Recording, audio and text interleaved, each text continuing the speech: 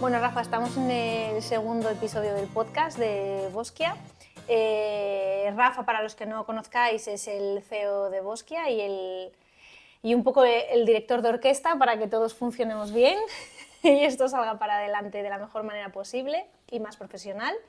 Y él nos va a hablar un poquito sobre todo el tema de la huella de carbono, que al final es como un concepto que está como en el aire, que la gente parece que lo entiende, que no, y está bien traer un poco de luz a este túnel. Entonces yo creo que podríamos empezar, ¿no? Para aquellos que no están familiarizados, bueno, que nos expliques un poco qué es esto de la huella de carbono y por qué es importante medirla, ¿no?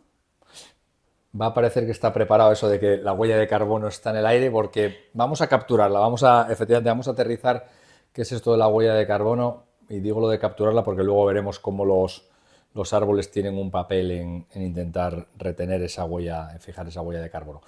Bueno, al final la huella de carbono, por hacerlo lo más sencillo posible, digamos que fruto de la actividad empresarial que desarrolle cualquier compañía, bueno, incluso a nivel particular, ¿no? La huella de carbono como individuos a nivel particular, en las operaciones que hacemos en el día a día, hay herramientas, hay aplicaciones hoy en día disponibles para poder calcular la huella de carbono que en nuestra actividad diaria un particular emite y por lo tanto cuánto de contaminante es esa persona, ¿no? Entonces, eso mismo lo llevas a nivel de organizaciones y todo lo que tiene que ver con la cantidad de energía que necesita para poder poner en marcha y mantener los procesos productivos una empresa o los servicios que ofrezcan, pasando por los desplazamientos, ¿no? La huella de carbono, las emisiones de CO2 que genera la actividad de los empleados, o si lo llevásemos ya a un tercer escalón, que sería lo que se conoce como alcance 3, si metemos en esos cálculos no solo los costes de energía y las emisiones que generan mis propios centros y o empleados, sino también los proveedores los incluyésemos en ese cálculo,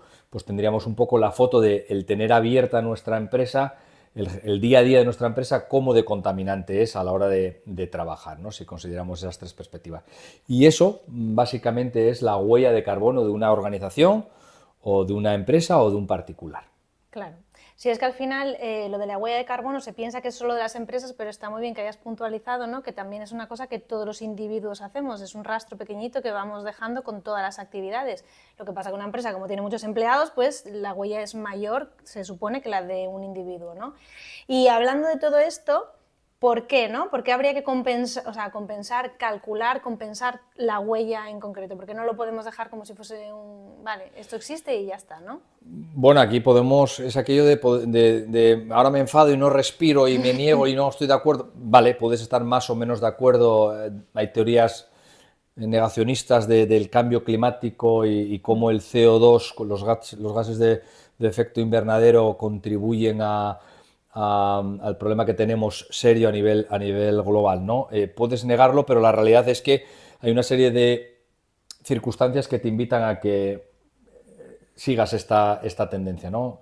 La primera es la regulación. Es evidente que hay algunas compañías que están obligadas, están forzadas, porque o lo haces, ya que si no vas a ser multado, incluso te pueden retirar la licencia de actividad para operar en algún mercado de estos que están regulados, como digo. Dependiendo del tamaño de compañía que seas o del sector de actividad en el que operes, estarás obligado sí o sí a calcular las emisiones de CO2 que estás produciendo y en la medida de lo posible compensar. Es verdad que en el mercado obligatorio el concepto de compensar con soluciones basadas en la naturaleza, que luego entraremos en ello, es decir, realmente decir, oiga, yo estoy contaminando, pero ya me he ocupado de generar algo que atrape ese CO2 y por lo tanto compenso la huella de carbono, en el mercado obligatorio la compensación es estrictamente pagando. Es un Sí. impuesto al carbono, llamémoslo así, que a nivel de Unión Europea y en otros muchos mercados los reguladores han puesto un impuesto al carbono directamente, ¿no? Entonces, es verdad que sí o sí todo pasa por estar obligado o voluntariamente, que ahora lo cubrimos, todo pasa por calcular.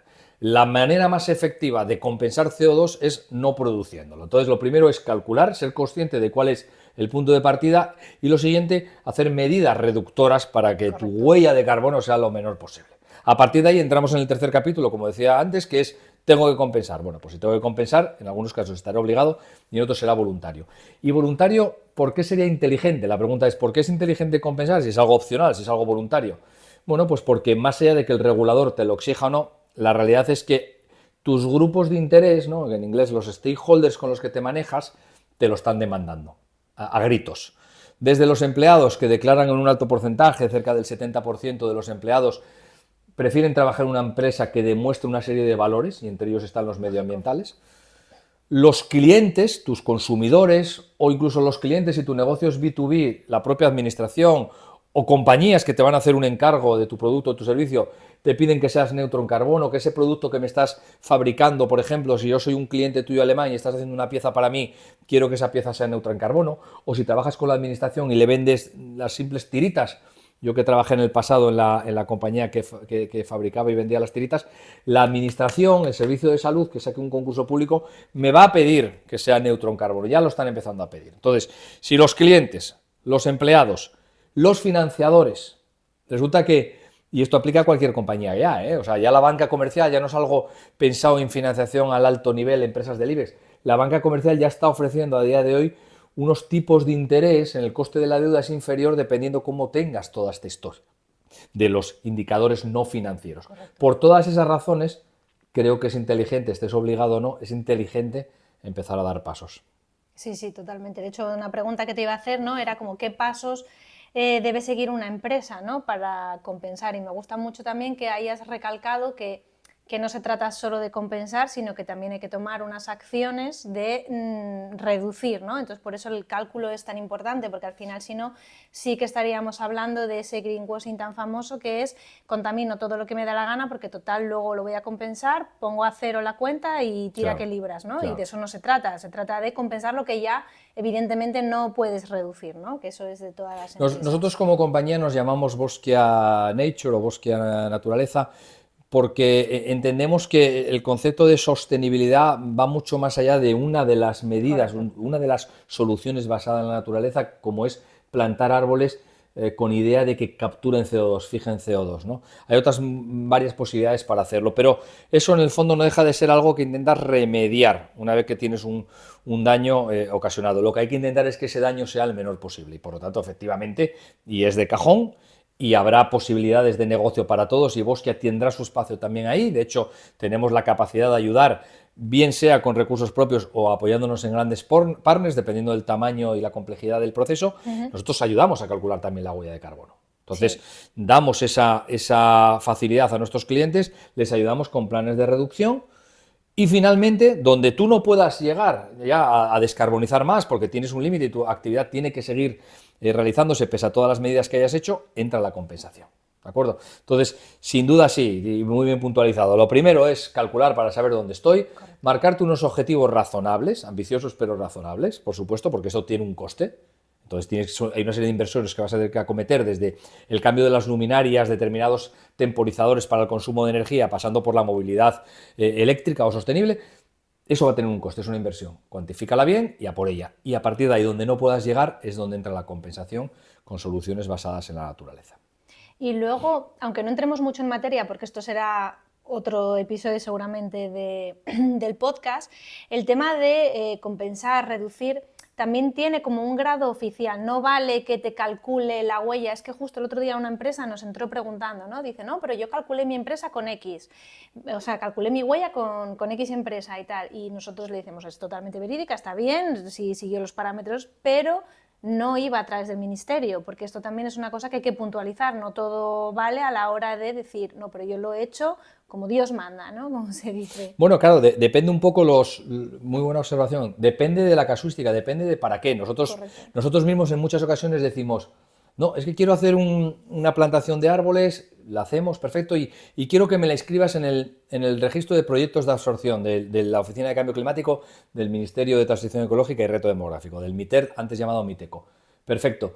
Ok, tienen claro por qué lo hacen, para qué. Los árboles son plantados en las mismas condiciones y van a recibir las mismas atenciones y el mismo cuidado y el árbol hace el mismo proceso de fotosíntesis, captura la CO2, esté inscrito en un registro o no. Entonces aquí el matiz, y efectivamente el cálculo de la huella, la misma consultora te lo puede hacer, quién sabe, incluso si mejor, más complejo, con más ítems que lo que pide el Ministerio en el sello cálculo. Pero si tú luego lo que estás buscando es la obtención del posterior sello reduzco y cerrar el círculo con el tercero, que es el sello compenso, de tal manera que para una licitación pública presentas los 3 sellos o en una memoria corporativa se entiende mejor, los grupos de interés van a entender mejor o se sienten más cómodos sabiendo que hay un ministerio que es el que ha avalado los 3 sellos, llamémoslo así, los 3 procesos, los 3 esfuerzos, bueno, pues el cliente tiene claro que va por ahí. Entonces nosotros muchas veces lo que tendamos a hacer es, ¿tú para qué quieres esto? Correcto. ¿Cuál es el objetivo? Sabiendo que hay que calcular bien, hay que hacer un plan de reducción lo más sólido posible y el concepto de la absorción, nosotros que somos los que plantamos los árboles, nos sentimos cómodos diciendo, independientemente de que esté inscrito en el ministerio o con cualquier otro estándar internacional, ¿ok? Los árboles hacen la misma labor. Por lo tanto, desde media hectárea, que el Ministerio Español, los proyectos, también yo lo entiendo, por economía de tiempo, los proyectos, el mínimo que te piden para que tú lo puedas inscribir en el ministerio es 1 hectárea, pasando por los proyectos internacionales, que solo los costes de certificación, ya hablo de estándares como Verra, Gold Standard, Social Carbon u otros, los costes de certificación ya te llevan a que el proyecto tenga cierto tamaño. Entonces, para tranquilidad de todo el mundo, independientemente de que lo escribas en un registro o no, o que lo certifiques contra un estándar o no, los árboles hacen la misma labor y así lo pueden comunicar. De tal suerte que nosotros hay uno que tenemos bastante paquetizado, pensado para pymes o startups, que es el de 365 árboles, uno por cada día del año, que la fuerza de comunicación está muy clara, ¿no? Está chulo de contar. Ese es perfectamente razonable hacerlo y no es inscribible a ningún estándar. Y antes habías tocado también, ¿no? Ya que estamos entrando un poco en materia, el tema de, igual más a futuro, todavía no tanto, aunque ya empezamos a ver un montón de licitaciones que piden para concienciar un poco más a la sociedad, porque parece que si no te apretan las tuercas, como que a veces no se mueve demasiado, ¿no? Entonces, si existen o tú crees hacia dónde va el mercado sobre incentivos fiscales o beneficios gubernamentales, ¿no? Que puedan llegar a tener las empresas por aplicar estos programas de compensación de carbono. Bueno, muy bien traído. A día de hoy, desde luego, el de la ley de contratos del sector público, si tenemos en cuenta que el principal contratante de este país es el Estado, en sus diferentes administraciones, y si entendemos que hay una transposición de una directiva, creo que la directiva era ya del 2014, o sea, ya va para 10 años, ¿no? Se tardó unos años en hacer la transposición a la legislación española, pero el hecho cierto es que los criterios medioambientales, por simplificar el mensaje, ya tienen un impacto directo en las licitaciones. El Estado, a la hora de contratar, aunque tú no seas una empresa contaminante y por lo tanto no estás en el mercado obligatorio del que hablábamos antes, que sí o sí tienes que compensar, en este caso vía 68 euros tonelada, dependiendo de cuánto esté la cotización, estás de alguna manera obligado, porque aunque sea voluntario, si a mí para una licitación me están pidiendo que parte o la huella de carbono específicamente de ese proyecto se compense en el registro de proyectos de absorción, de facto ya es una obligación. Entonces, algo que era mercado voluntario, porque yo no soy una empresa contaminante, para poder ser adjudicatario de una licitación, tengo que hacerlo, es obligatorio, ¿no? Entonces, el Estado tiene mecanismos legislativos para empujar que suceda. Entonces, es una realidad que a nivel europeo el marco regulatorio es el que es, hasta el punto que sabemos que las nuevas directivas que vienen el año que entra para un montón de tejido pyme,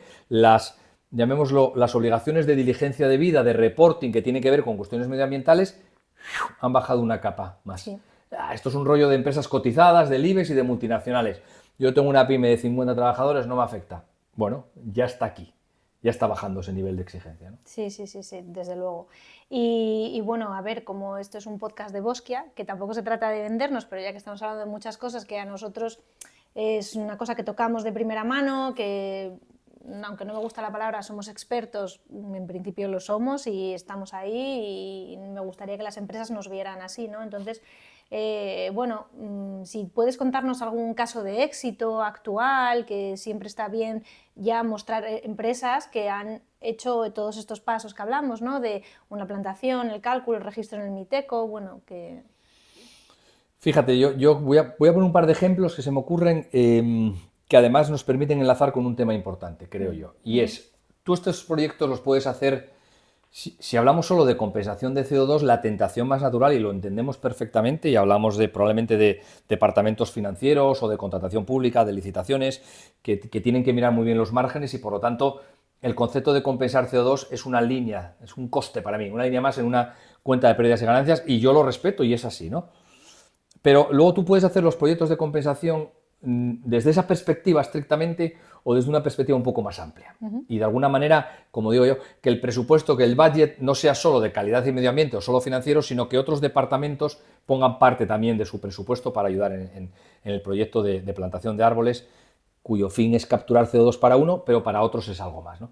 Y lo digo porque hay algunas compañías que esto lo tienen claro y hacen los proyectos, compensan CO2 formalmente, pero no es la obsesión y únicamente lo hago por esto, sino por la fuerza de la acción, contarlo a los cuatro vientos y hacer la acción bien. ¿Qué es hacer la acción bien? Claro, si la perspectiva es compensar CO2 exclusivamente y es tu motivación y hay que hacerlo lo más barato posible, corres el riesgo, la tentación, y es algo que tenemos que educar a los clientes, al mercado, de intentar hacer grandes plantaciones, grandes extensiones de una sola especie, la que más rápido crezca y por lo tanto la que más capture. Lo cual no es necesariamente bueno para la zona en la que estás. Correcto. Si pudiésemos trabajar con 4, 5, 6 especies, lo que se conoce como frondosa, de crecimiento más lento, y lo combinas con otras que te dan más rendimiento, árboles que crecen más rápido y por lo tanto capturan más CO2 y la tonelada CO2 te sale más económica, eso lo entendemos, lo combinas con arbustivas, estás favoreciendo la biodiversidad, la recuperación de un ecosistema. Correcto. Es verdad que a nivel global ya esto se empieza a tener en cuenta. Ya hay estándares que empiezan a conceder una importancia a la biodiversidad como elemento, ¿no? ¿Cuál sería un poco nuestra visión? Y esto es un llamado a los que nos estén escuchando, ¿no? Una petición a las autoridades. Yo creo sinceramente que habría que trabajar con el concepto de que, dependiendo de la tipología del proyecto y de la ubicación de España donde se plante, un factor corrector, un factor de ponderación. Si no, nosotros estamos en Asturias, un territorio privilegiado, nuestros vecinos, primos, hermanos de Galicia también. Todos los proyectos de reforestación, la tentación será traerlos para el norte, porque es donde las especies que se plantan, el mantenimiento requerido, porque sigue lloviendo bastante y tal, es mínimo. Entonces, el sitio más rentable para plantar es en Galicia, en Asturias, norte de Castilla y León, norte de Extremadura. ¿Cómo vamos a incentivar que vayan proyectos de absorción a otras partes? A Jaén, a Madrid, a Cataluña, al Levante, con la dramática sequía que están sufriendo.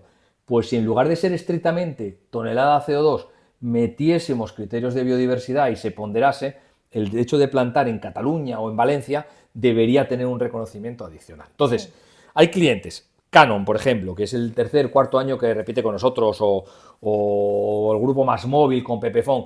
Hay proyectos que tienen su finalidad de absorción, pero no ha sido el único mantra con el que hablábamos y llegamos. De hecho, casi fue como la guinda de un proceso después de trabajar otras muchas cosas relacionadas con la tipología de proyecto y la comunicación. Entonces, son compañías que nos gustan porque llevábamos muchos años trabajando con ellas. Evitas el concepto también de, bueno, lo hago una vez porque toca, hay un cierto compromiso, una continuidad, y encima lo hacen con unas reglas del juego, si se me permite la expresión, nunca mejor dicho, más sostenibles al contemplar la biodiversidad. Sí, son un poco, ¿no?, como 360, que es lo que lo hacen todo, no solamente compenso y hago el check y me lo quito, sino que llevan muchas capas de valor adicional, que es de lo que se trata, ¿no?, de lo suyo, estos proyectos, y con los que más cómodos nos sentimos. Y ya para rematar, que ha sido todo muy completo, vamos a vendernos un poquito. Y, ¿no?, ¿qué papel tiene Bosquia de cara a las empresas? Para que, si tú eres una empresa que nos está escuchando ahora y dice, uy, qué interesante todo esto, sí que es verdad, ya le ha sonado algo de la huella de carbono, cálculo, ¿cómo nosotros, Bosquia, podríamos ayudar a alguien que ya le está sonando esto? Bueno, básicamente yo creo que el valor fundamental de Bosquia está en nos ocupamos de todo.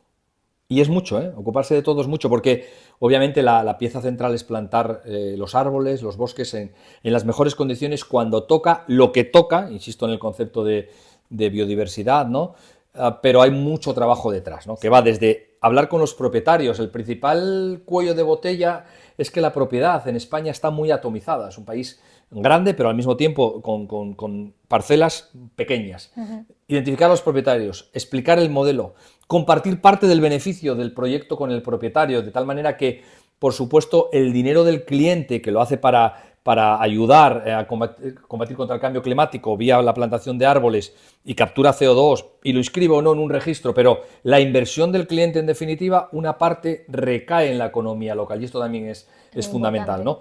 Nosotros queremos respetar el medio ambiente, respetar el territorio desde un punto de vista de la biodiversidad, y que la inversión sea compartida con el territorio en términos económicos y los propietarios de los terrenos, ¿de acuerdo? Porque esto del mercado de CO2, los bonos de CO2, es un concepto bastante financiero, puede mover o mueve cantidades importantes, y justo es que el propietario se lleve una parte de todo esto. Entonces, llave en mano, gestión con los propietarios de manera muy transparente y sólida, y a partir de ahí arrancas un proyecto con las máximas garantías, dependiendo lo que necesites. Hablar de neutralidad en carbono es dispararse en el pie, o sea, hay que ir poco a poco, hay que dar pasos, cada paso cuenta, esto también yo creo que es relevante, y nosotros le vamos a ayudar en todo ese proceso, y también a contarlo. Y de una manera lo más sólida posible. Esta misma mañana estamos dándole vueltas incluso a cómo podemos ser más robustos, no solo con la 9001 que aprovecho para comentar de reciente implantación en Bosquia, o la 14001, o no solo siendo Bicor, porque lo que queremos para los demás lo intentamos también para nosotros mismos, ¿no? Ser una mejor empresa, sino también a la hora de comunicar los proyectos que hacemos, que los hay que comunicar porque es muy legítimo, la inversión es importante por parte de la empresa, debe ser contada. Sí. Podrían haber destinado ese dinero a otra cosa, o no cambiar nada. No. Hágase el proyecto, hágase de una manera holística y sólida y cuéntese. En toda esta propuesta de valor es donde yo creo que Bosquia les puede ayudar, y un poco nos diferenciamos porque tenemos la dualidad de conocer bien el territorio. Buena parte del equipo ha nacido literalmente, profesionalmente en los bosques, otros llevamos menos tiempo, pero tenemos la dualidad de territorio y organizaciones, ¿no? Y somos como el eslabón que pone esos dos mundos en conjunción. La conexión, sí, no lo podría haber dicho mejor. Así que nada, yo creo que has deslizado también cositas que nos van a servir para otros podcasts, o para que la gente comente si tiene algún tipo de duda, que eso a mí me ayudará a la hora de decidir qué se dice en el siguiente podcast o no. Así que nada, Rafa, muchas gracias, y ya te interrogaré otro día. No, gracias a ti por organizar todo esto. La comunicación, la importancia de comunicar lo que haces, gracias por el esfuerzo, y gracias a los que nos hayáis escuchado.